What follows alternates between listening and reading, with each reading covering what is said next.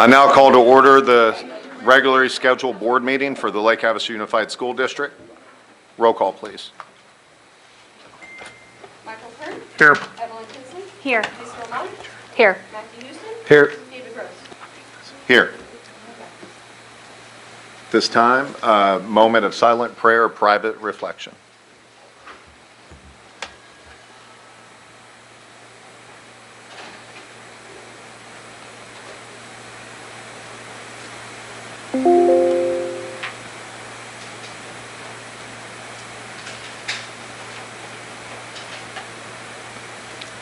Amen. Would you please stand for the pledge at this time?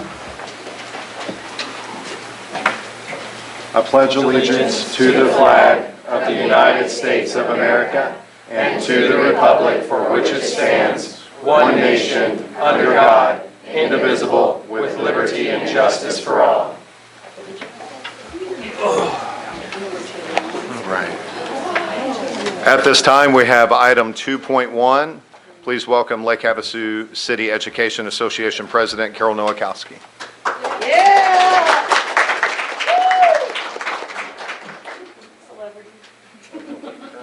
Thank you, President Rose, members of the board.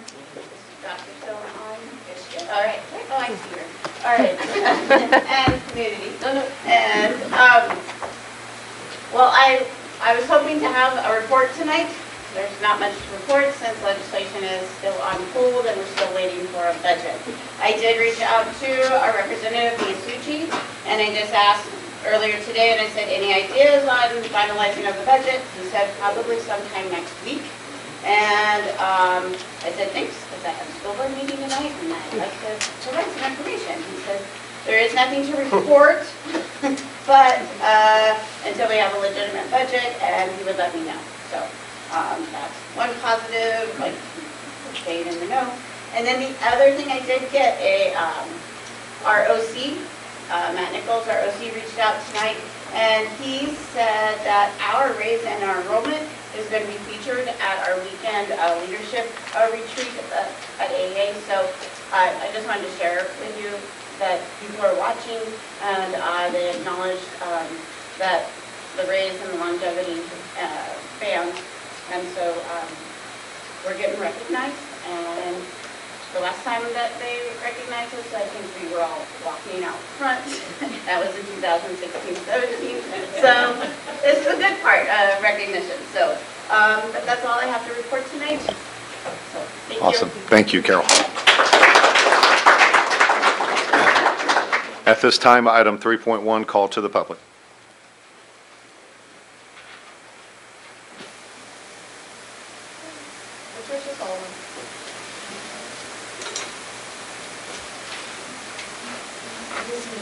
First.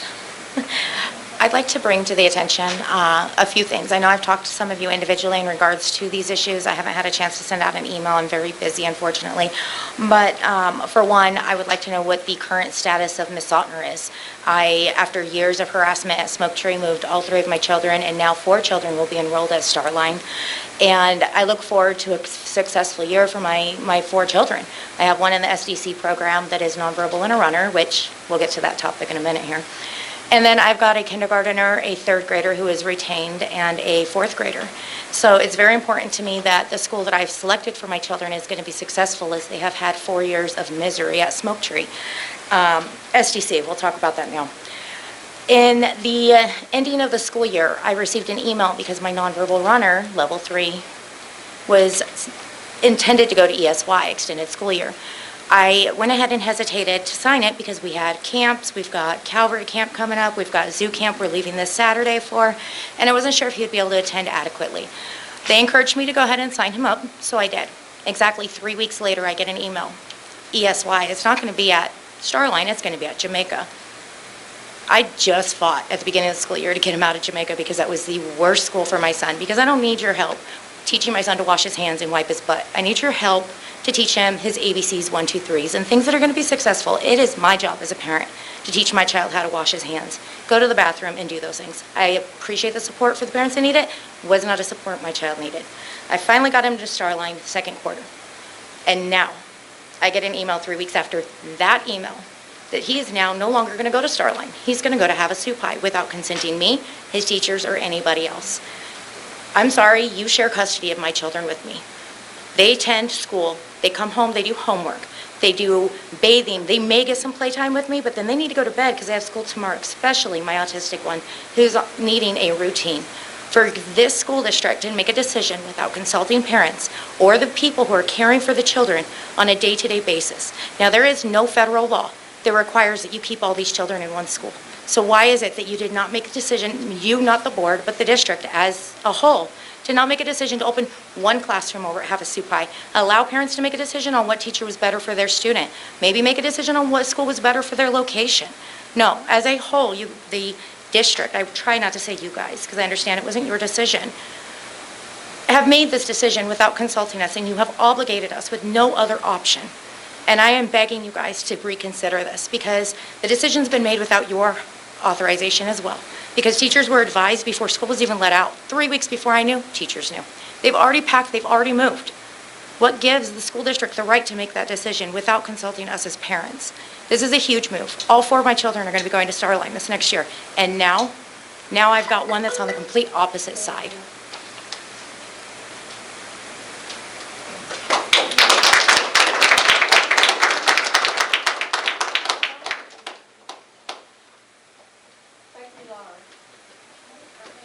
I do have a question. On the website, it was posted a 5-minute time. No, if yours chain hands, it's 3 minutes, it's then 3 minutes. So even though it was posted 24 hours in advance, that can just change immediately? Or can I have my 5 minutes that was posted? Okay. Thank you for allowing me this time to speak. I'm a Havasu native born and raised to a pioneer who came to Havasu on a McCulloch flight. My grandmother worked for this district and retired in this district. I attended Oro Grande, Thunderbolt, and Lake Havasu High School. I left Lake Havasu to attend ASU and get a degree in early childhood education. I chose to come back to Lake Havasu to teach because of the effect my education and community had on me. I chose to leave the district to start a family and volunteered the last 7 years in this district. My time today is to focus on facts and what is best for students. As a parent, I want leadership and staff at LHUSD's schools to be highly qualified and experienced. I don't want our children in our schools to be run by inexperienced and underqualified people. I want to retain educators who return to this community to share their gifts with our students and our community. What is best for students? Educated and qualified leaders and staff. What is best for students is knowing what they're coming into next year. On May 9th, in the front office, you, David Rose, stated, "We can assure you Ms. Sautner isn't going anywhere." As of today, Ms. Sautner does not have a contract. May 12th to June 12th is a month. Her staff, her students, and her parents are left questioning who is leading Starline for 25-26, and again, we're asking, is this what's best for students? David Rose, you also stated on May 9th in regards to Mike Murray that he was completely not transparent with the finances of the district. Over $26 million was found that was hidden from the governing board. That's unacceptable and is taxpayer money that could have went to fund educations in our classroom. The fact is the previous board did approve this budget showing the excess funds and a description as to why the funds were in excess. This budget was approved at the October 2024 meeting. Is there a reason that the new board did not review this budget? Again, I ask you, what is best for children? I believe having qualified staff who receive a paycheck regardless of a bond and override passing is what's best for students. Having funding to make sure we can replace chiller units in 110-degree weather is what's best for students. Ensuring that our district can remain open and functioning in time when bonds and overrides do not pass is what's best for students. David Rose, you should not be speaking on behalf of the district. That is the superintendent or intern superintendent's job. LHUSD policy 1-102 clearly states the superintendent shall deliver official communications to the community on behalf of the board. I'm going to skip through because I don't have much time left. Who is responsible for hiring Dr. Skinner and the $102,000 wasted for an interim position, including a $21,000 housing stipend? We had qualified candidates working for the district who could have filled this interim position, as well as community members who were qualified to be the superintendent or interim superintendent. These people were never given the option to apply or even be interviewed. The district wasted funds I'm going to skip to the end. At the end of the day, I want this board to ask themselves what is best for students. Before you make any changes moving forward, I want you to ask yourself, how does this help or benefit students? If you can't answer that, then it shouldn't be a priority. If you choose to prioritize matters that do not help or benefit students, I ask that you resign. If you choose to exclude staff, parents, and students from having input or what is best for students, I ask that you resign. If you choose to spend district funds without seeking multiple bids, I ask that you resign. If you don't want parents involved at board meetings, I ask that you resign. Please take the time and efforts to prioritize what is best for students. It's at 5 minutes, Jesus.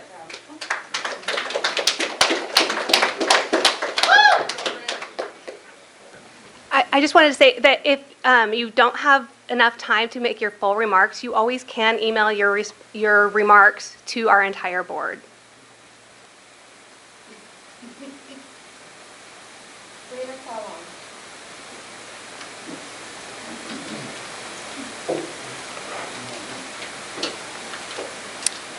Thank you for the time and the ability to speak on behalf of the situation that is current with our school district. When the newly elected board members took their seats, I decided to give them time to see how the district would take in their leadership. Now, after less than 6 months, it's obviously that your hidden agendas and your personal connections are dangerous to our community. I was present at the last board meeting and had children at Starline, specifically in the gifted program. You as a board have not your teachers or staff's best interests at heart, nor would you allow, or you would not have allowed what happened on May 9th to occur. I made the decision to pull my children that morning after I learned you voted in front of a packed room to accept the resignation of the principal without addressing it at all. Not on the agenda, the minutes, but wrapped in human resources in the meeting, covered and hidden. When the principals addressed her beloved school that day, parents decided to protest in support of the principal and other staff who feel they were not supported. One stated, "Look at what they did to Jenny. Our jobs are not secure or respected." When parents contacted the district office and decided to take this up in the correct steps, we find out that Mr. Rose and Dr. Skinner are going to come to Starline in person. So we stayed to hear your sides of the story and ask questions. When 9 police cars arrived at the school, we have a major scene created by you, Mr. Rose, because you felt unsafe, which was a disgrace. Your misuse of city's resources for your own personal gain, as not one person was acting out of line. When children saw the mob of police cars and officers, their fears were taken to levels unacceptable in our community, and they were appalled and blamed the parents. You are at fault on this situation, Mr. Rose. You do not have the ability to lead our school district with a respectful or ethical manner.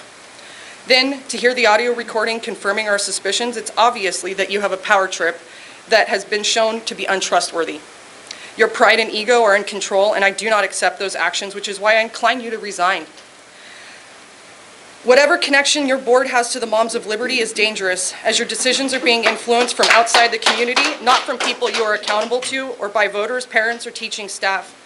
Your hiring of Dr. Skinner was a costly failure. Your spending of school private funds for attorneys recommended by this group for your own personal gain, the way you have dismantled the district by removing respected people is shameful.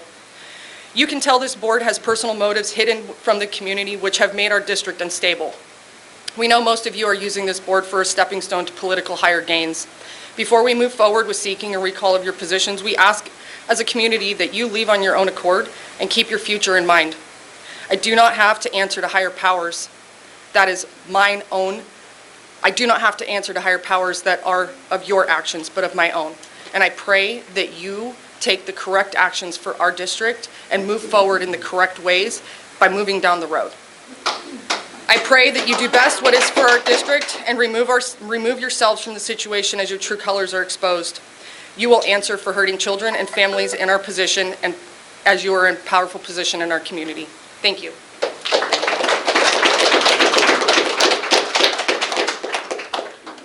Tricia Bacon.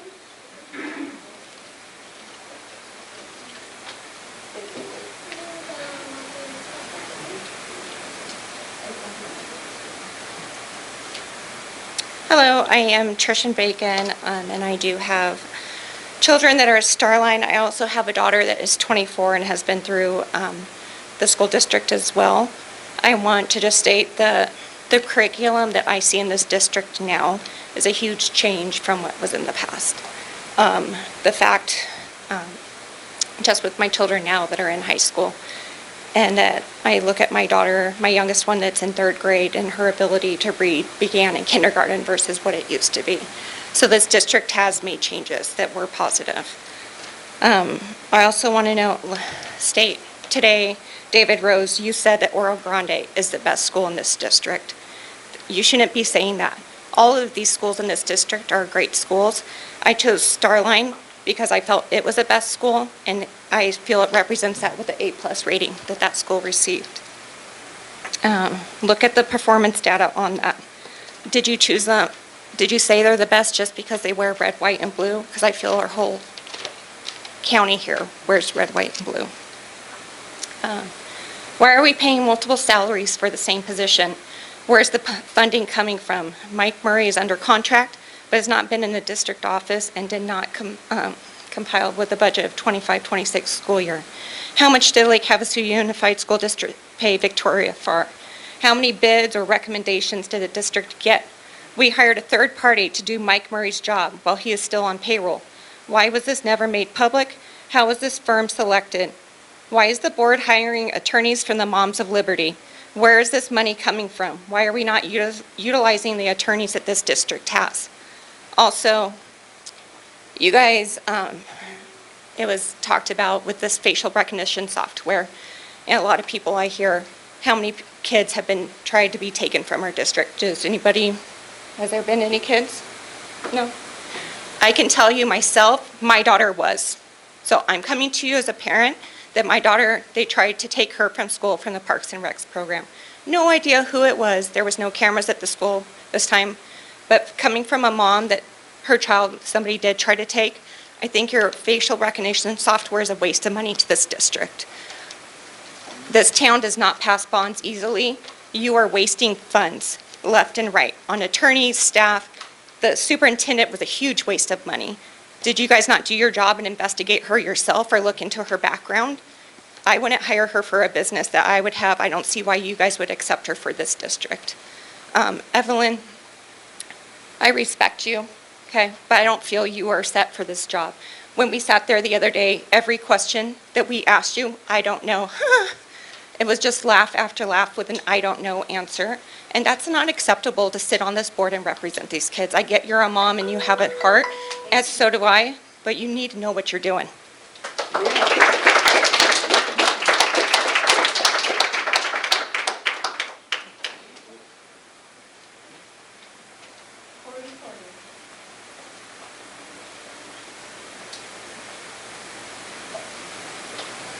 Good evening. Thank you for allowing me the time to talk. I also had planned for 5 minutes, so I will try and get through everything. First, I want to start off with that I did give all of you except for Mr. Kern, I'm sorry you were not on the board, but I did give Dr. Skinner and the rest of the board a letter about the gifted program. I heard back from one board member. So I'm not going to reread that, but I would have liked to. So anyways, what I'm going to talk on is our consulting companies that we have contracted. This evening, I'd like to highlight several significant concerns regarding the curriculum consulting company used in January, J.C. Adams Consulting, led by Jordan Adams. First off, its affiliation to Moms for Liberty. Jordan Adams represented at the Moms for Liberty National Conference in Philadelphia 2023. His session titled, "The First 100 Days, School Boards Take Action," outlined a strategy for rapidly transforming school districts. His guidance included aggressive policy changes. In his presentation, Adams advised school boards to enact sweeping changes within the first 100 days, including eliminating DEI, which stands for Diversity, Equity, and Inclusion policies, reviewing current curriculum, and pausing contracts. Every one of those has happened. Adams has openly described his work as an effort to transform public education to reflect the desires of our side, the far right side. He encourages school boards to overwhelm districts with numerous demands and policy shifts to hinder organized opposition, stating they can't counter everything. His initial steps include placing school administrators on notice and reversing job postings to promote the values, signaling a clear effort to influence district staffing and leading culture. In his second phase of strategy, Adams shifts focus to school policies, claiming the schools are mismanaging public funds. This promotes distrust. Next is Abrisco Financial Consulting. This company was out of Texas and recently contracted. The board was aware of the excess funds prior to you guys taking the board, as were state audits performed with no findings. There's no evidence of unethical behavior by Mike Murray or his financial management. However, what this board has done raised serious ethical concerns. You chose to contract with a newly established consulting firm out of state, a company that openly admitted they were unfamiliar with Arizona law. This seems like a critical qualification when assessing and enforcing financial decisions within a public school district. You wanted to call him highly unethical. He was not highly unethical. This board is. Thank you.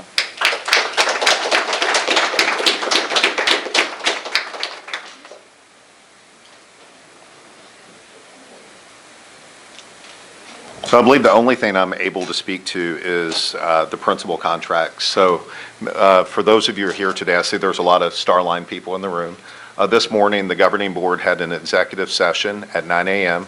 where this board voted to pass 3-year contracts for principals, and that contract has also been offered to Jenny Sotner. Also want to clarify that the 1-year contract that she signed in March is still intact. If she so chooses the 3-year contract, that will be accepted as that was passed today. So I just want to share that information. That's the only thing I'm able to speak to from the call to the public. Thank you. This, unfortunately, I'm going to ask this.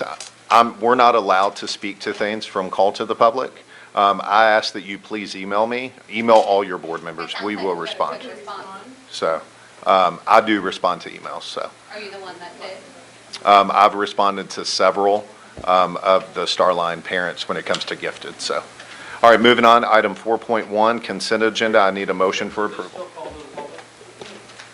We have more people that will speak. Yes. No. It closes, it closes, it's a proper Yeah. order of things, It- it's closed. it's closed, You weren't here on unfortunately. time, it's closed. Yeah. You guys ran on transparency, you're not being transparent by letting us. Let them.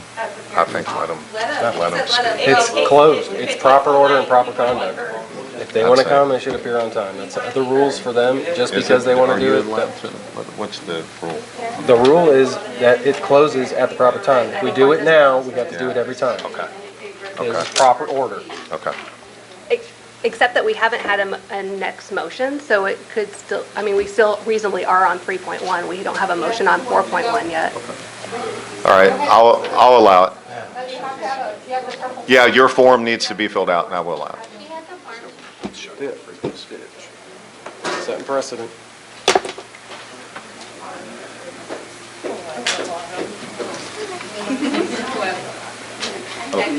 Hang on 1 second. She'll get you started. You're good. What is your name, please? Autumn Porter. AUTUMNPORTER.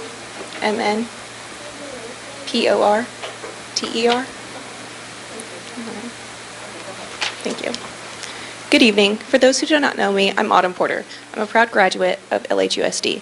I was in Starline's gifted program from 4th grade, along with my younger sisters. I was part of Thunderbolt's blended learning program during the 2 years it was offered. It was an innovative model that launched individual student laptops in the classroom, which they still use today. The students selected for this pilot program were handpicked, motivated self-starters whose teachers believed could handle the responsibility of moving at their own pace and embracing a new school model. When I graduated from Lake Havasu High School and MCC in 2020, I went on to receive a full tuition scholarship to NAU, where I graduated with my undergraduate degree. I now work in the quality department at 2 local hospitals and finishing my master's degree and applying to medical school. I believe without question that Starline's gifted program is a major reason why I've been successful and a driven adult, a self-starter, a problem solver, and someone committed to giving back to their community. I'm speaking tonight because I'm deeply concerned about the proposed changes to the gifted program. Combining gifted students with general education classes and removing them for only part of the day, or just 1 day per week, undermines the very foundation that makes this program so effective. Gifted students have unique academic and emotional needs. Research consistently shows that full-time gifted programs led by highly qualified teachers provides the challenge, support, and intellectual peer groups that these students need. My peers and I constantly pushed and challenged each other, even when the teacher could no longer provide that for us. This fostered not only academic growth, but also confidence, creativity, and collaboration, which are skills that have served us far beyond the classroom. Reducing this to short enrichment pullouts or once-a-week model limits instructional depth, fragments the curriculum, and turns what should be a core educational experience into a supplemental activity.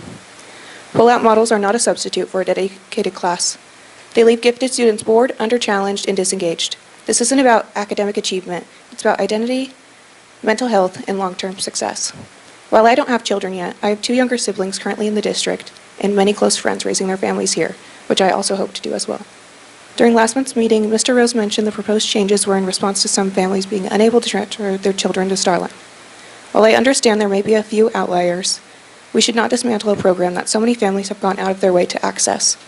These families have prioritized their children's education, sometimes making difficult sacrifices to do so.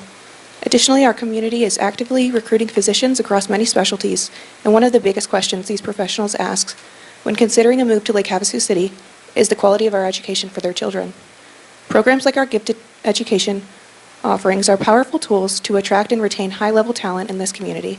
If we weaken those resources, we risk losing more than just a program. We lose a competitive edge in our ability to grow and thrive as a city. If LHUSD removes the heart of this program, it sends a clear message that advanced learners are no longer a priority, and that is not the future we want for Lake Havasu. Please don't dismantle what works. Let's protect and grow a program that has shaped generations of high-achieving, community-minded graduates. Thank you.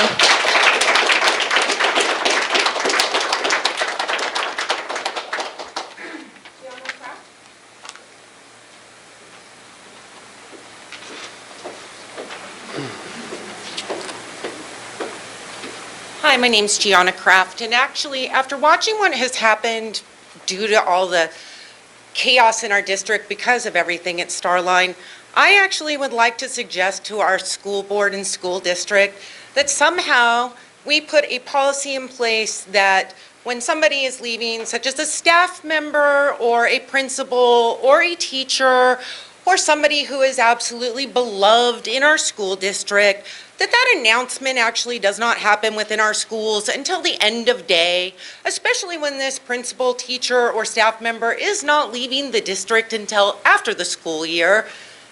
I think it was an atrocity that an entire school day was actually interrupted by somebody's personal employment issues within our district, no matter whether it was how it was handled, right, wrong, whatever. I hate to see that kids were actually completely affected, robbed, traumatized by everything. No matter whose fault this was a adult situation. I get it, your kids love the principals, their teachers, and they're very respected. But I think that a school day should not be affected by this. No matter how much you love someone, no matter how much you think they're great, maybe everybody at the school doesn't feel the same, and so maybe they don't want their kids disrupted for the day. And I would like to see some kind of policy or some kind of change. Instead of coming and complaining, try to be a solution or try to be a change, and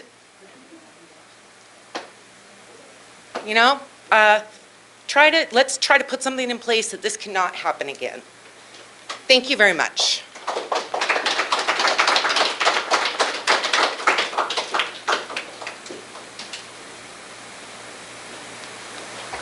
Heidi Lewis, or Kelly Lewis.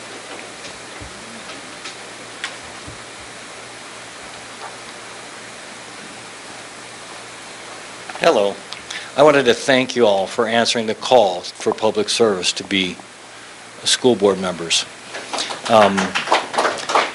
As you can tell, there's some people that aren't going to agree with you sometimes, but what you do hope, I hope you understand that the vast majority of this community does agree with you.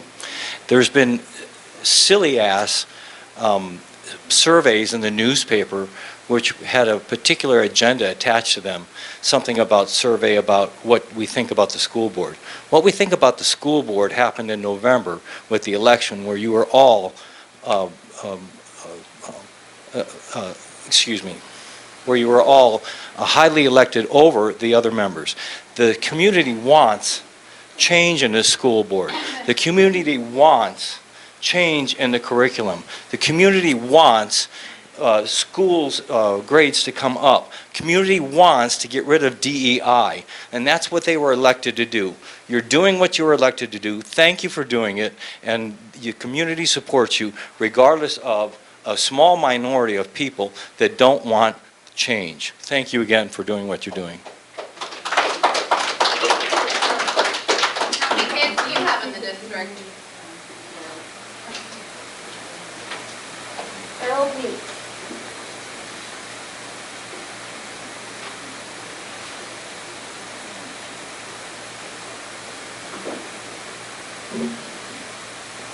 I too am very happy that you guys came and you ran and won. There isn't anybody in this building or anyone in this town that couldn't have ran. You know, it's an open election. I know that all of you are taking time to try to help bring good changes here in town. And I grew up in California. And there's a saying that says, don't California our Arizona. And I appreciate that you guys are changing it away from the way California's ran. I don't want to see our schools full of furries like they have in California. It happens all over California. So the point is this, that we all as people have the same amount of time, and anyone can run, and it should always be for the betterment of the children. And I appreciate all you're doing, and I know that there's a lot of people here that are against you, and I haven't been coming. And I feel bad about it. Had I known, I would have brought some weenies. I didn't know it was going to be a roast. But I really appreciate all you're doing. And it's like with Trump. It takes time, and you're going to see the difference, and you're going to like it. There again, I appreciate all you're doing, and that's all I have to say. What's your name? Harold Meeks.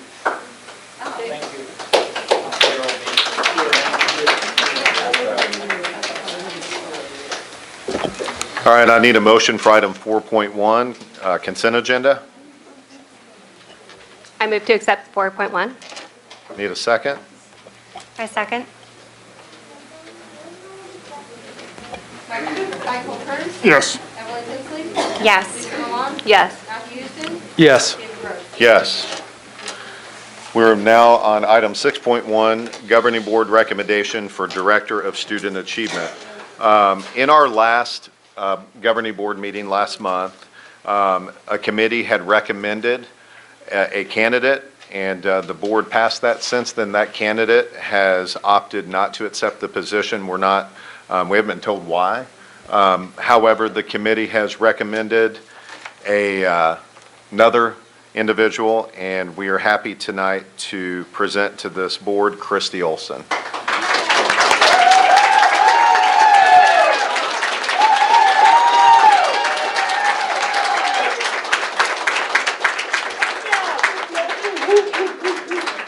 This evening, we are delighted to announce Christy Olson as our next Director of Student Achievement.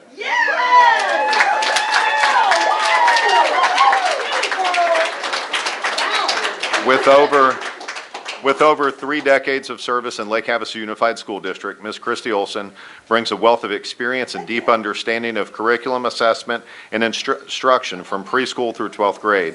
She began her career as a classroom teacher where she taught multiple elementary grade levels and was the first educator in Mojave County to earn a national board certification, a distinction she has maintained since 2002. Ms. Olson currently serves as the professional learning coach, where she designs and delivers impactful professional development, leads teacher induction and leadership programs, and supports instructional growth at every level. Her work is always student-focused and purpose-driven. She believes that true growth doesn't happen in isolation, it happens through relationships. She sees potential in others before they see it in themselves and helps them step into that potential with courage, clarity, and conviction. Her leadership and professional development, mentoring, and instructional coaching has supported new and veteran teachers alike, fostering growth, improving practice, and ultimately raising student achievement. Her work includes designing and implementing professional learning aligned to district goals, coordinating orientation and induction programs, and supporting educators through cycles of reflective practice. She has a proven ability to analyze data, to inform decisions, guide school improvement, and lead with purpose and integrity. Beyond our district, she has contributed to statewide efforts in teacher leadership and mentoring as a publisher and author and presenter. She has represented the Lake Havasu Unified School District at conferences across the country and in Canada. Her ability to build trust, foster collaboration, and maintain a shared vision for equity and excellence has made her a respected leader both in our schools and across the professional education community. Please join us in recognizing Mrs. Christy Olson for her unwavering commitment to education excellence and her readiness to lead as the next Student Achievement Director.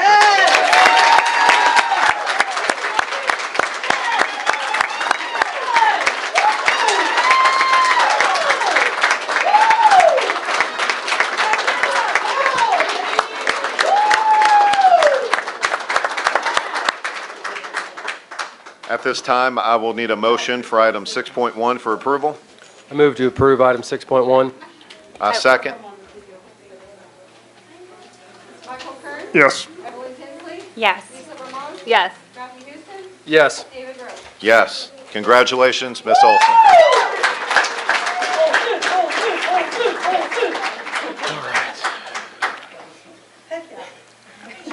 At this time, the governing board has a recommendation for the next principal of Oro Grande Classical Academy. We are delighted to announce this evening Christina Barton as our next principal of Oro Grande Classical Academy.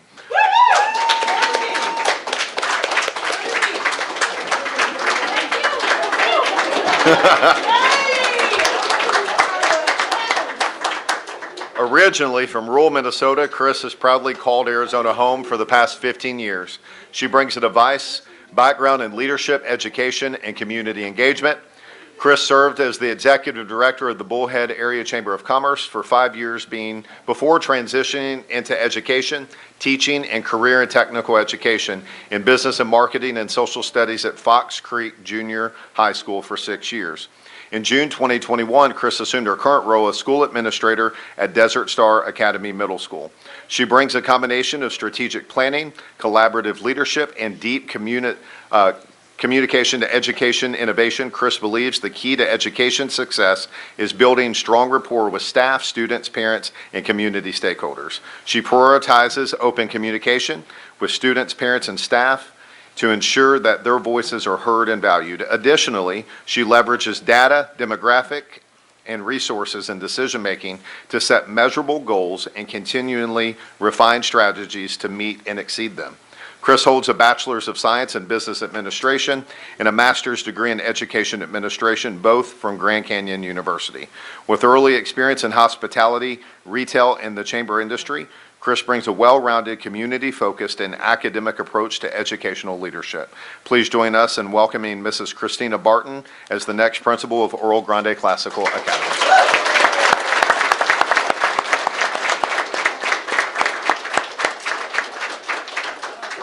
At this time, I need a motion for item 6.2 for approval. I move to approve 6.2. I second. Lisa. Oh. It was me. Michael Kern? Yes. Evelyn Tinsley? Yes. Lisa Ramon? Yes. Matthew Houston? Yes. David Rose? Yes. Congratulations.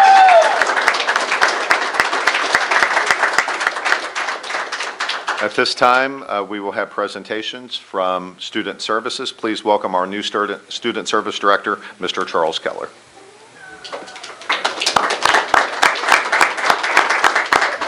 That's okay. You don't know me yet. That's okay. Board members, I'd like to bring to your attention, this is something that let's see, what is this, my third week? So that was handed off to me when I got here, so, but I'm happy to take it on, and it is the Arizona Department of Education is providing, if we agree to enter a contract with them, free of charge, 7 day a week, 8 a.m. to 8 p.m., mental health counseling through telemedicine. We'll have a dedicated for staff, students, and parents. And it is through a Cartwell program, and it is very well represented. There's already 175 districts that are using this, and in Nevada, wow, that takes me back a few years. The Arizona Department of Education has agreed to pay for it 100% for this entire school year, and they are already seeking funds to take it further years into the purpose. So, Board, I would like to answer any questions you may have. It is a statewide program approved by the state. It is therapy and psychotherapy via telehealth, which that is not the easiest way, but for us in multiple communities, it's not the best. It's probably the best way to provide it. And it does happen for PK students and families. And they told me the other day these also include staff members as well. And it is free of charge if you qualify for Medicare. And just if you know, a lot of services like this will only serve if you have Medicare. They will do free of charge for Medicare and roughly $10 co-pays for anybody that has private insurance, which is way cheaper than what you're going to find anywhere else. And sorry, any questions from the board? I just wanted to review a little bit of what's Sure. in our information. So it looks like the sessions typically would occur in the home, but a family can request it to happen during the school day. Correct. If that's better. Okay. Yeah, they are on 8. I forgot to mention. I did say the 8 to 8, and they will do weekends. Over half of their staff is bilingual as well, and you're not going to find. My wife worked in mental health for multiple years. You're not going to find a place that has 50% of the staff. And there's even a few trilingual providers, and we will have a dedicated case manager. The counselors or nurses can recommend it up to my office, and we push it forward, and then within 24 hours, they will make contact. And I can't, it's free 99. I can't stress enough, the state is paying for this. I always like the free 99 stuff, so, and we have it for a year, free of charge from the state, and it's sounding like the state's going to continue its program. Okay. Any other questions? I apologize. Didn't mean to cut anybody off. Do you mind if we entertain one from the audience? I have a question. Does this require parental consent, and what That's a good disclosure question. will be given to parents? Absolutely. Parental consent will have to be had before they meet with your child. They're not going to meet with your child at 9 in the morning. You've never heard about that. Yeah, it has to be prior to referral. Yes, and it's a very easy process. They take a lot of the hard lifting work out. It's not like you have to do like 10 pages of paperwork. It's the nice thing about it. We have a dedicated case manager, and I've met with them, and they're very comprehensive. So, yes, thank you for reminding me of that. Thank you. Anything else? So you have the proposed MOU that I would suggest, if you guys are okay with that, I would suggest we go forward with it, but that's my recommendation. Okay. Thank you. At this time, a motion for approval on item 6.3. I move to approve 6.3. I second. I do just have one comment. So it can be very hard in a small community. Maybe some of you in the audience know. Even finding a pediatrician is difficult. And then finding someone who provides pediatric counseling is even harder to find. Finding a pediatric counselor who is accepting new patients and will accept your insurance. We live in a desert physically, literally, but also a desert in the sense of the counseling services that are available to us. So I'm really excited that this is a program that we can offer to our students. I didn't even know prior to tonight that this was also available to families and staff. So I feel like this is a really big advantage to our district. And one comment, just concerns about, how counseling can affect individuals. This is a good balance between bringing an in-house partnership with a company that can then be attributed to the district. This is a state-funded, state-provided. All we are doing is saying, here is the door. If you want to walk through it and have counseling, you are welcome to do. And it is at a very low cost. It is a good program. So Absolutely. seek it at your own discretion, parents and families. Michael Kern? Yes. Evelyn Tinsley? Yes. Lisa Roman? Yes. Matthew Houston? Yes. And David Rose? Yes.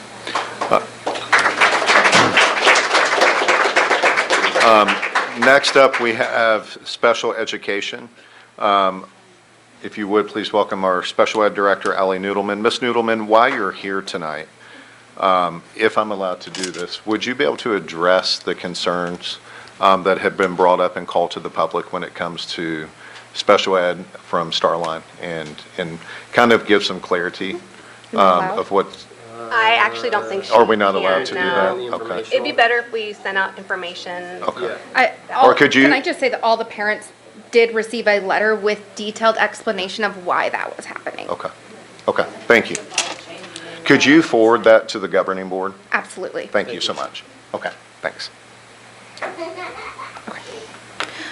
So members of the board, Dr. Stone, I'm here tonight to present two different companies for contracted services.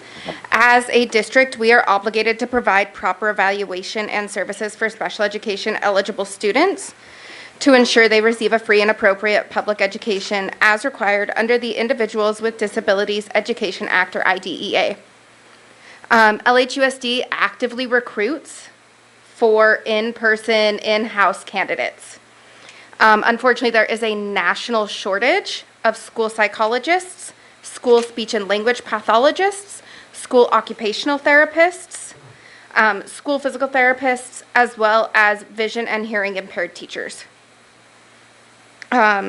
We have done our due diligence in trying to fill these with in-house people as much as physically possible.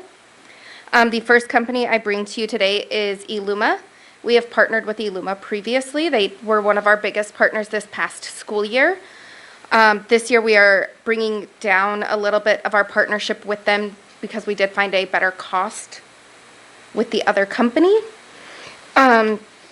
With Eluma, we are seeking to fill, I believe it is a 0.8 FTE occupational therapist and a 1.0, I'm so sorry, a 1.0 school psychologist. Thank you. I was trying to remember which ones go with which contract. They bring to us highly qualified individuals. If something is happening during the year and this qualified individual does not work out, we can go to the company and say, hey, this person is not representing our school, our district with how we would like them to, and they will find us a new person. So I bring Eluma for that purposes. And then would you like me to speak on the other one or wait? We'll have to vote on that item, Okay. I believe, first. Yeah. Yep. All right, is there any questions on item 6.5? So when it came out for finding like a school psychologist or whatnot, did we have it posted or anything to try and find one? Because having one like actually here makes a huge difference between like the IEP meetings and stuff, because over, it just doesn't. Absolutely. I 100% work. agree with you. We currently still have positions posted. Yeah. I check applications for that on a daily basis.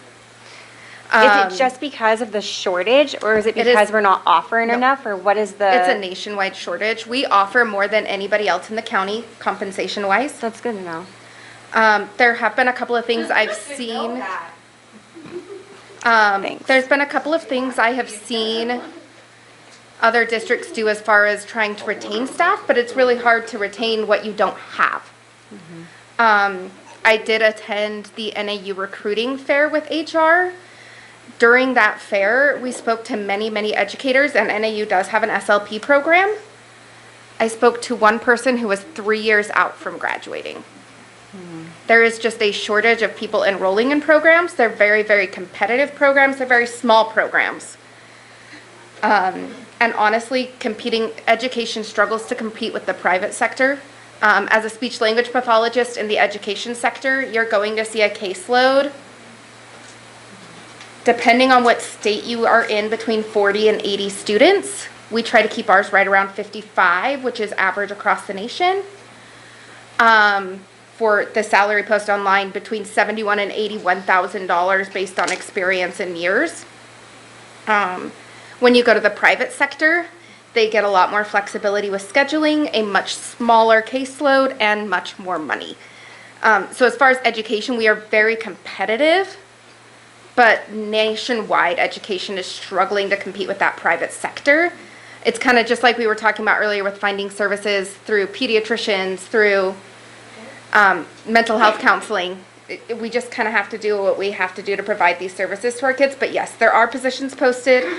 They are still active. I check those daily. If an application comes in, I'm on it right away, calling, saying, hey, let's interview, but we haven't had any. So during those meetings too, will you be in there during like the psychologist appointment or whatnot? Because I know they usually ask for specific things, or who's going to be like with them? I'm kind of So curious. as far as like when the evaluations happen? Yeah. So all of our evaluation protocols, because we are using virtual psychs right now, we are moving to virtual provided protocols. So it's on the computer.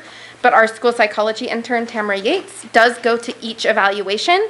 She does work directly and daily with each of our school psychologists that we're contracted with to make sure that the evaluation is happening on time. She tracks the paperwork. She attends the meetings.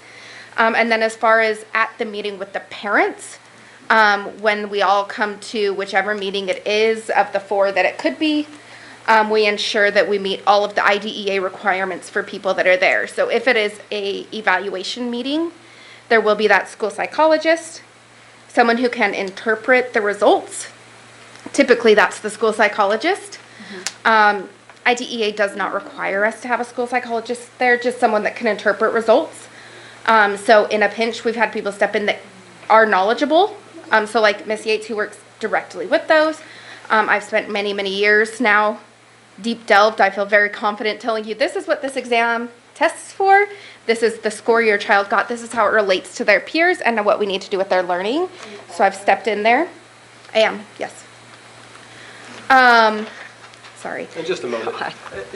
This is a school setting, right? And so teachers in the classroom, would you be allowing students outbursts like this while you are teaching? Nope. It is very disrespectful conduct. And if it continues, we will ask you to leave. You had your time to call to the public. This is our time to do business. Please respect us, just like you ask your children to respect our teachers. Thank you. Please continue. Yeah. We also then have a certified special education teacher. So if we have somebody that is filling a role that is not a certified special education teacher, so because there is a nationwide shortage of special education teachers as well, we do have, so like we have a person who's in a cert programs finishing their certification. We never put somebody in those positions that aren't in a role towards certification. They will sit in with a certified teacher. I know it was like a difficult thing for teachers and for principals during that time of eval, when there was a psychologist on screen, that they would have to, somebody would have to hurry and fill in for that spot, and they didn't know their, I don't want to say role 100%, but it was hard for them to get to that next step. So it's nice. So we did have a lot of, when I first joined the team in January, we were in a very unstable position with our providers. We had some services that we are now making up. We've worked with parents to say, hey, if your student missed this service, this is how we're providing them. But then we did have a lot of overlap in providers. So as we were trying to meet the legal requirement and legal deadlines of when meetings have to be held by law, sometimes it would be, oh, this provider's not available and this meeting has to be done by this day or we will be out of compliance and risk losing all of our federal funding. So another provider might step in that's not as familiar. We really try to prevent that as much as possible, but they do have that happen on occasion.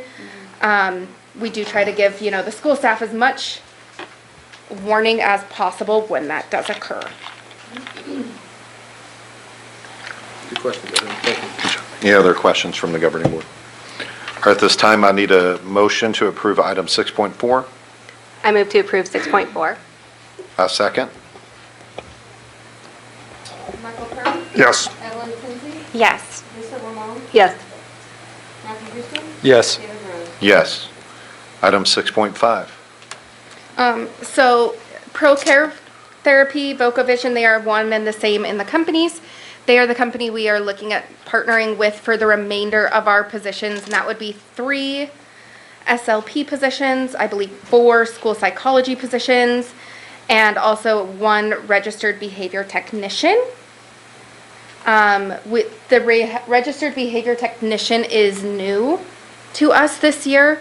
There was an increase in the schools for request for support with behaviors. One way that we can do that is bring in somebody who is specialized to manage behaviors and help support. We do contract also with a board certified behavior analyst, a BCBA, that does come in person out of Phoenix, and he is here 2 to 3 times a week. But trying to get to all of our schools to meet all of our needs is really challenging for one person that's only here 2 to 3 days a week.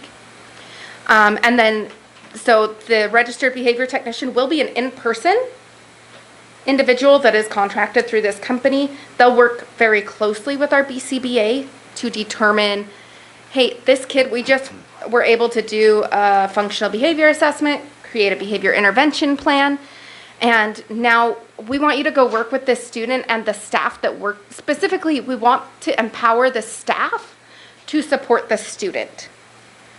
That is our goal here, is that we want to give the staff the tools they need to support the increase in behavioral needs that we are seeing everywhere in education. It's not just a Havasu thing, it is increasing everywhere. So we want to make sure that we give our staff the tools to support that, because we want to retain our staff, and burnout from behaviors is one of the biggest reasons that you lose staff. So bringing on that registered behavior technician, we feel, is going to be a way to support and retain our staff. And so the behavior technician will be here in person for 5 days, 5 days 5 a days a week, and then they'll just split their time amongst the schools. Will they Right. focus primarily on elementary or Thunderbolt, or? We don't have that really nailed down. I know that last year our big focus for behavior happened to be at the elementary level. So we'll work very closely with our BCBA. I know there were some new FBAs and BIPs that came up at the end of the year to identify those students. They'll focus a lot with our transitions in our programs to start the year. In our self-contained programs, transition back to school is always a challenge, no matter which level we're at. So we want to make sure that they're supported at all 4 sites to make sure that the students are successful and have a really good start to their year. Okay. I hope I don't say this wrong, but I'm sure someone will pick it out. So the teachers definitely have a hard time, especially in the elementary area, with kids that do have behavioral issues. And I know they try their best, but I feel like if we do something like this, is this going to be holding parents more accountable? Because I feel like it starts there. So whenever we develop a plan in the special education realm, first of all, to do any type of evaluation on a kid, we have to have that parent consent. That goes for behavior assessments as well. So when we are looking at these consistent behavior problems, we've tried X, Y, and Z, the teachers at their wits' ends, what do? We call a meeting with that parent and we're saying, hey parents, we really need your help. Usually prior to this, the principal's been in contact with the parent, the teacher's been in contact with the parent, and we come up with a plan that will support that student, and the parent is a very big part of that team in creating that plan. We can only hold the kids at school accountable, right? Because they're the ones that are there in front of us. But we do try to make it a comprehensive team to work together. And then also for our teachers, we did put in our pre-service calendar, like de-escalation training for all teachers. They're all getting that. So trying to help them be prepared as well. Okay. Any other Does that answer your comments question? or questions? Do you want to take one from the audience? Sorry, yes. I know, I've got a cute kid, so you guys. She is cute. I just have a question. I see that you have speech English, the P, so P is in SLP. Do you guys have have anything in the future for more occupational therapists? Because I know for a couple years in a row, my child who has an IEP, she hasn't been getting the services, and so they're like, oh, we can tack it on at the end of the year, we can do this. So. if Please you're- send me an email first of all so that I can get that taken care of for you. They are doing what, by adding it on, but do you guys have any plans for increasing that as well? So we do have a full 1.0 FTE occupational therapist that is in person with the district. She was a contracted employee last year and was out on maternity leave for a couple of months, which caused us to fall behind. But, couldn't help the baby. So, and she's been working to catch up on that, but she is coming full-time with the district. And then we do have an additional 0.8, which is an increase from a 0.5 last year. So another 80% person that is virtual. We do try to focus our in-person to our more severe needs. Not that they aren't all severe, not that they all don't need it, but we want to make sure that we're addressing as best as we can. But yes, we did increase it from a 0.5 to a 0.8 based on feedback from the therapist saying, hey, we were 0.5 this year. That didn't give us enough time to serve these kids that are on your caseload and have these needs. So we did increase it to a 0.8, which was based on therapist feedback.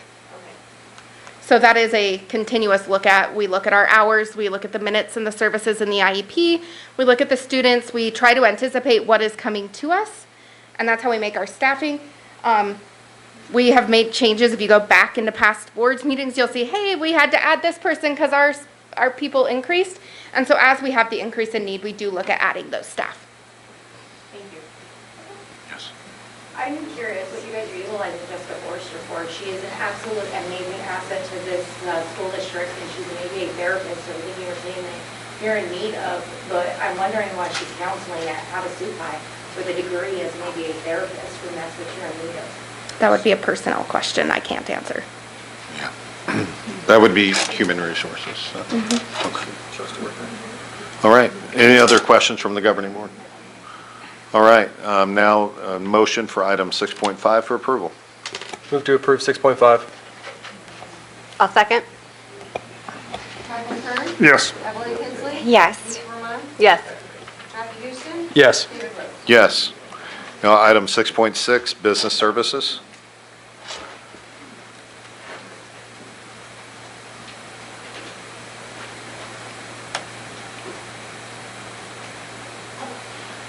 It's all her view. She's fixed it. Oh. I'm making my way. I was like, A little slow, but I'm making it. Hello. Hi.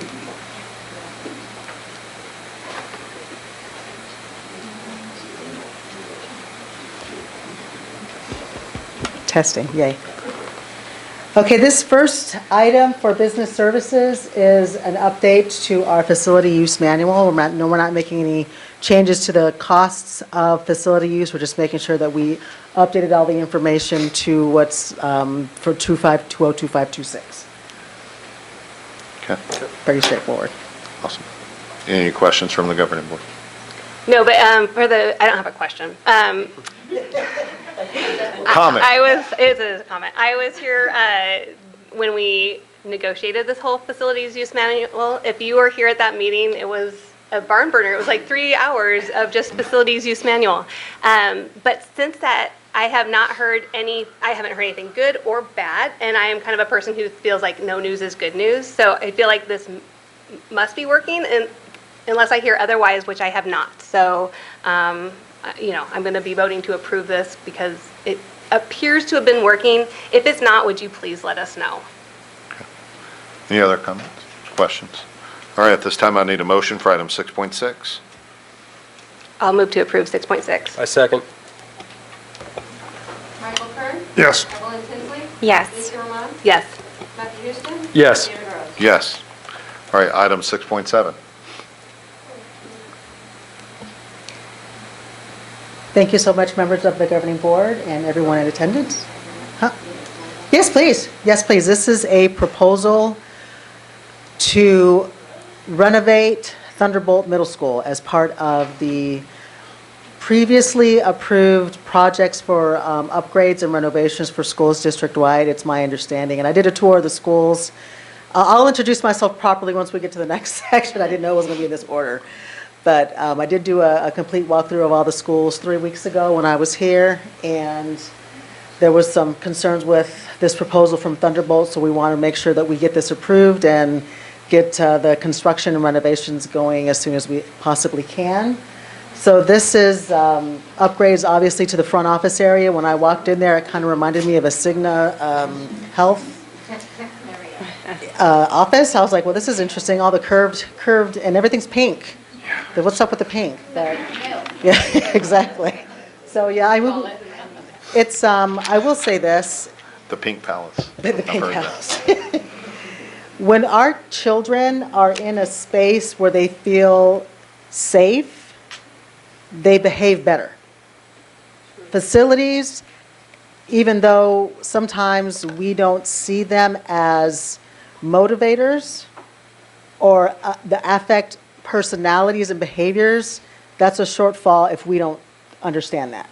So I want to first thank, and I wasn't here when the bond was passed several years ago, I want to thank the community for investing in your kids, because that's really what a bond does. A bond is an investment into your future, to your property values, and the children that attend those schools. So I really want to thank the community for that. So this is about a $1.1 million upgrade. Hello, yo, he's fine, he's fine. I've got young ones too, I get it. This is about $1.1 million upgrade to Thunderbolt at this time. All right, at this time, is there any discussion or questions from the governing board? So, just so I make sure I'm on the same page, these are mostly improvements to the front office. Are you? Well, we're really trying to get rid of the pink, so it's actually painting throughout the whole school. Okay. It's the flooring, the cabinetry, furniture in the front office, painting in the front office, and, like taking one school at a time, trying to just get really, their parking lot is atrocious. It's unsafe. I was like, oh my goodness, we need to take care of this too. So that's where we're going to use different, and I'll explain that in the next section, to get that taken care of, because that's just ridiculous. But, we're working on it. Little by little, we're working on it. So we're going to try to get this approved by the board today so we can start on. Do we have a timetable for these improvements? Best case scenario, the fall break, by the end of fall break. Worst case scenario, I would say Christmas. Christmas about right, yeah. Okay. Yeah, I mean, in a perfect world, this would have been brought to the board in January timeframe. That way, as soon as kids let out, they could have started demo right away. We just weren't in that position at that time. Okay. All right. Is there any other questions from the governing board? All right, this time, need a motion to approve item 6.7. Motion to approve. A second. Michael Kern? Yes. Ellen Kinsley? Yes. Lisa Roman? Yes. Matthew Houston? Yes. David Rose? Yes. And item 6.8, the fiscal year 25 proposed budget. Can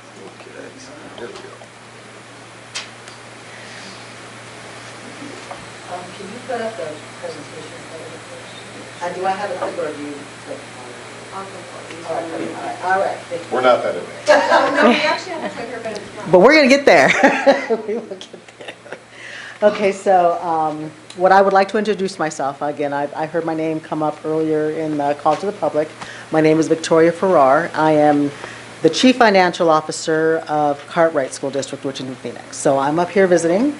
My kids, I have young ones, so we like to camp. So last time I was here, we camped at the Islander RV Park, so I was here for a few days. I mean, I love being up here. It's beautiful. Never been up here, born and raised in Arizona, never been to Lake Havasu. Shame on me. It's gorgeous up here. The lake is just absolutely beautiful. So I do have about 15 years of experience in school district finance.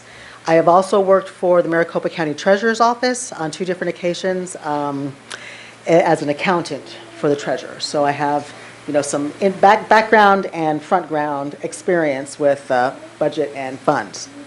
So in a proposed budget, what I'd like to do, because I don't know the history of what everyone's been shown publicly, but it's a proposed budget and an adopted budget are all about taxes.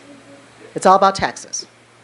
And for those individuals, I know there are a lot of retirees that live in the community that are on fixed incomes. Taxes are important. So I like to do my best to explain how those are calculated and what they do. So next slide, please. Taxes support three primary objectives. We have maintenance on operations, which is salaries and benefits. I want to say 85% of that bucket of funds is salaries and benefits. The rest of it is for other operational expenses such as property insurance, utilities is a big one because it's hot here and we spend a lot of money on electricity, and fuel for our buses. So a lot of that's operational things that come out of that fund do not last more than a year. My work does not last more than a year because I expend my energy in one day. Does this make sense? That's why salaries are in that bucket. The next bucket is, I'm old school, we used to call it unrestricted capital, but they call it district additional assistance now. Okay, fine.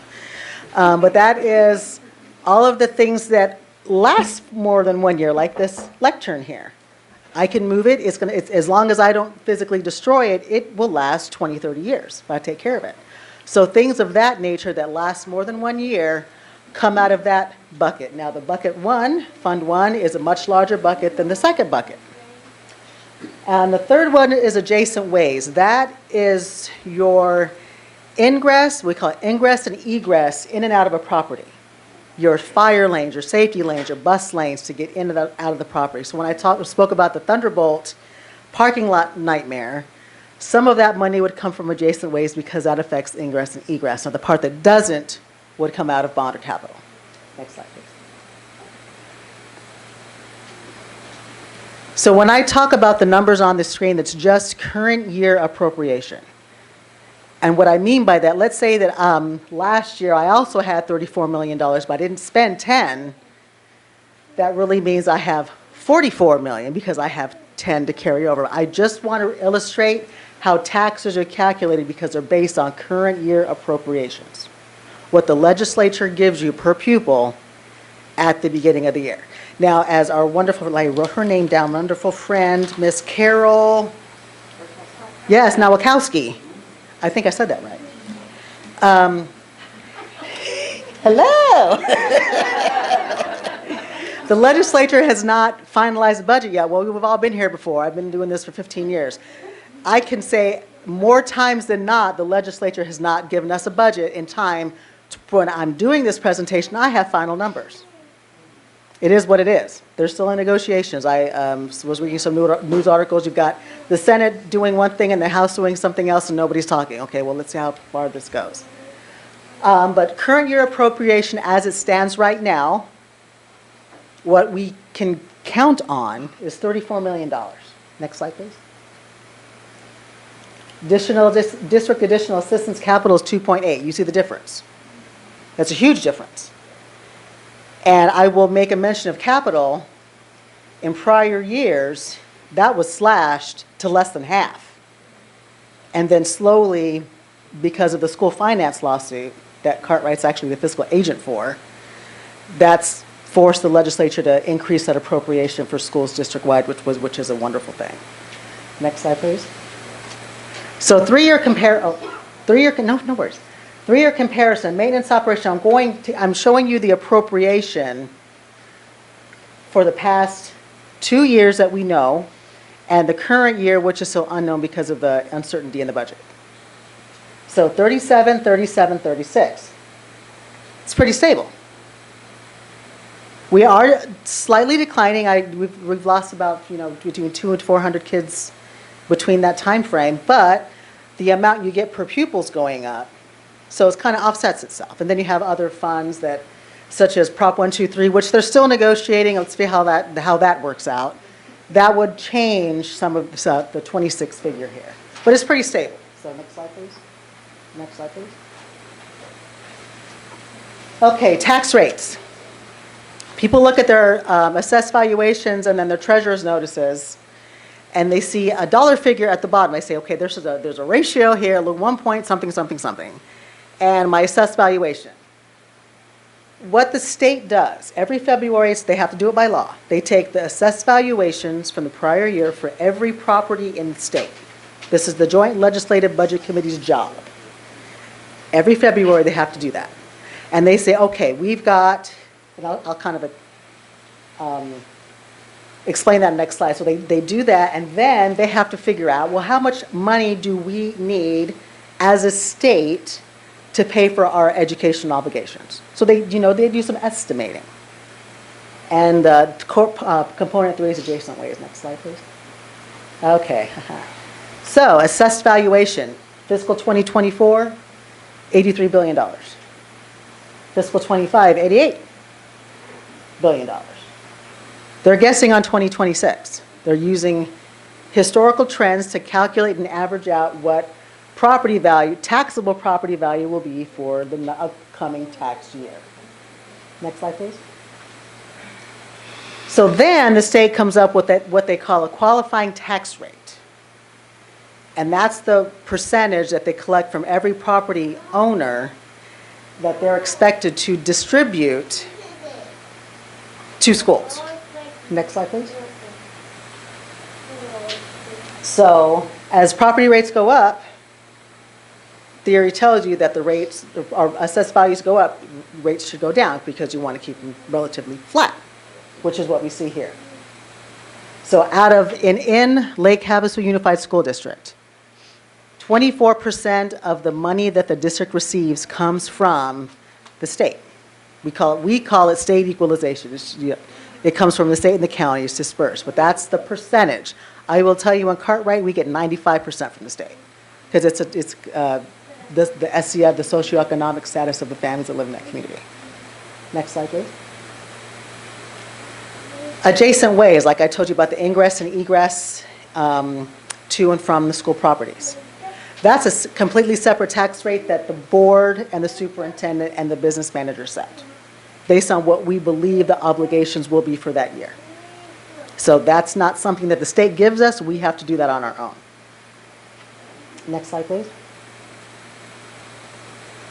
So by law, I have to say that we want to add $488,000 to that adjacent wages budget to make sure that we can maintain our ingress and egress.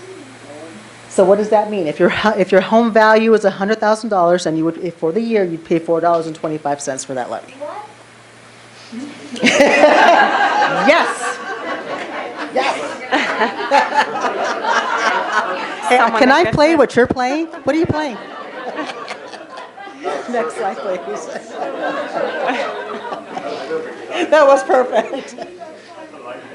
And the secondary tax rate, those are your bonds and overrides. Now, I noticed that we do have outstanding bond obligations and some additional authorization, but I did also notice that there is no override currently. All the bonds and all the overrides, you have to have community support to pass those. By as it stands now, at least 50.1%. Those are all 100% paid by the community. The state does not help with those authorizations because the voters said, yes, we are willing to pay extra on our tax bill to support the schools. Next slide, please. Important points regarding budget. The state ultimately decides how much in maintenance and operations and capital that every district receives. Now, every public school district in the state receives the same amount per pupil. The more children you have, the more money you have. Makes sense. But it's also important to know that we are on current year funding. Now, that's different than when it was when I started. If I had 100 kids last year, I could budget for 100 this year, even if I only had 80. But now, let's say that I'm budgeting for 100 kids, and I have hired the staff to support those 100 kids, and this year I only have 80. I have to figure out what to do with that 20% that I just lost. That's the difference with what's happened before. And next steps, they're on the agenda. So this is just an overview of taxes. So what's going to happen now? This is published. The actual forms will be published on the district website. They will also be uploaded to ADE. That gives the community an opportunity to review those forms, ask questions for the next governing board meeting on July 10th, I believe. I think it's the 10th. And then there will be a public hearing for you to ask any questions about that budget that you want. So you'll have, you get it up front now, and then you'll have an opportunity to come back if you ask questions. What the dollar figures on that budget will not change. They cannot change between one and the other.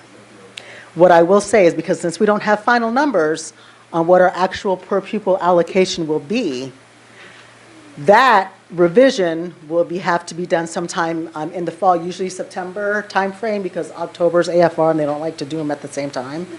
So, but this is necessary for tax rates. So let's say that we end up not collecting enough cash to support the budget. That's okay, because you can make it up in the next year. But this is necessary in order for the state and the county treasurer's office and assessor's office to create the rates for your tax bills. That's the purpose of these two budgets. Any questions? Yeah, you're welcome. Thank you. Thank you. All right. Is there any questions for Victoria from the governing board? All right, if not, I need a motion for item 6.8 for approval. Move to approve 6.8. I second that. Michael Kern? Yes. Evelyn Tinsley? Yes. Lisa Roman? Yes. Matthew Houston? Yes. David Rose? Yes. All right, item 7.1, superintendent, Dr. Stone. I'm delighted to be here, even though it is by Zoom, and I just want to welcome Christy Olson to her new position as Director of Student Teaching, and also welcome Chris Barton. We are very much looking forward to her at Oro Grande. All right.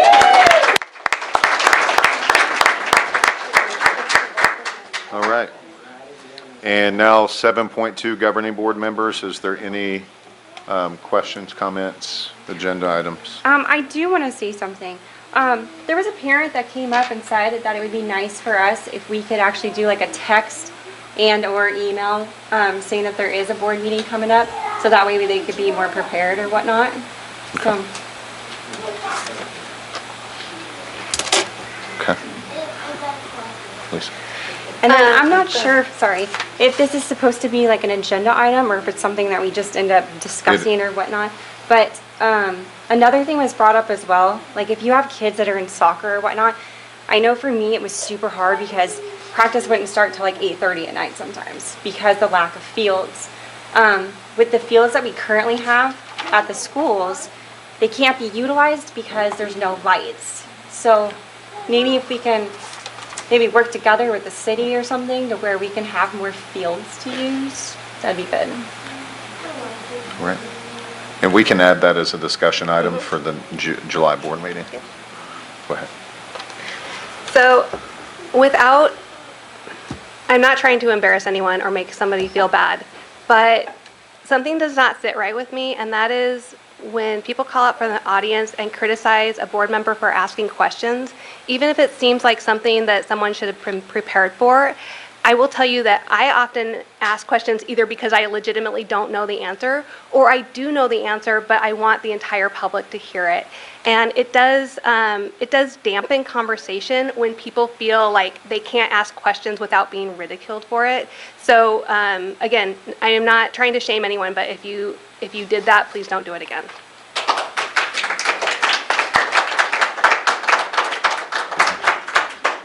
All right.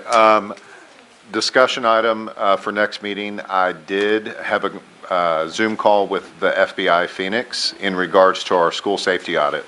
And they are able to help us with that. And so they would like to move forward in the discussion with the governing board. So you'll add it to the next Yes. agenda? Yep. Good. All right. I remember we talked about before having like a public forum before school starts for the next school year or whatnot. I want to get on that date so that way we can just all be prepared. And I believe we need to address calendar 26, 27. Yeah, we need to Yes. approve 26, Yep. 27 calendar. Yes. Oh, I almost forgot. I'm so sorry. A parent/teacher brought this up to me, but when kids go to get their parking passes and such, the school is closed and there's only limited people who can help with that. So sometimes that could take like a few hours, and there was no security there or anything of that sort, and it ended up being a little bit much for that person. She was actually being bullied.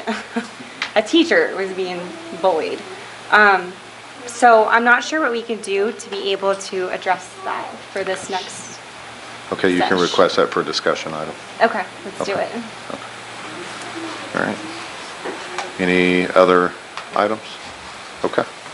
All right, at this time, item 8.1, a motion to adjourn. Move to adjourn. Second. Yes. Yes. Yes. Yes. Yes.